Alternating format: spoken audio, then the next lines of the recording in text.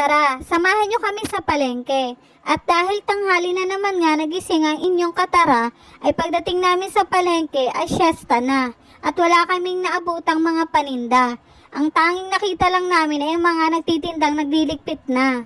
Oh my God! Balak sana namin talaga ngayon na bumili ng uulamin namin mamayang gabi. At dahil sarado na nga ang ibang nagtitinda, ay wala kaming choice kundi bumili na lang ng bigas at ng itlog. No. At naglakad-lakad na nga kami at naghanap kami ng bukas na bilihan ng bigas. At may nakita na nga kami.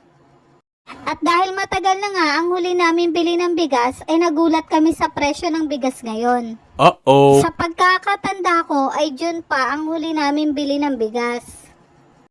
At dahil nangangapa nga kami kung ano ang magandang bigas, ay sinubukan namin bumili sa tag 50 ang kilo. 5 kilo nga lang pala ang binili namin. Dahil dalawa lang naman kami ay tatagal sa amin to ng 2 linggo. Kasi mahina lang naman ako magkanin. Ewan ko lang talaga yung kasama ko. Pagkatapos nga namin bumili ng bigas ay naglakad-lakad na kami at naghanap ng mabibilhan ng itlog. At may nakita na nga kami nagtitinda ng itlog.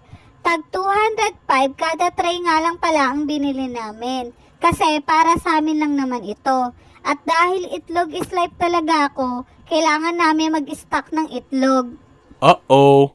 Ewan ko ba kahit araw-araw yata ang ulam ko'y itlog ay hindi ako magsasawa. Habang hinihintay nga namin ihanda ni ate ang binili naming itlog, ay napagtanto ko talagang grabe na ang bilihin ngayon. Kasi ang 500 namin napunta lang sa bigas at sa itlog. What? Samantalang dati magkano lang ang kilo ng bigas at magkano lang din ang isang tray ng itlog. At nang makauwi na nga kami sa bahay ay agad kong inayos ang mga itlog at nilagay sa lagayan. Habang ginagawa ko nga ito ay naalala ko dati meron tag 310 na itlog. Nung elementary nga kami, bibili lang kami ng tag 310 na itlog ay kasya na sa amin 5 magkakapatid. At ayan na nga sa kakadaldal ko ay tapos na ako. Ang sunod ko naman inilagay sa lagayan ay ang bigas.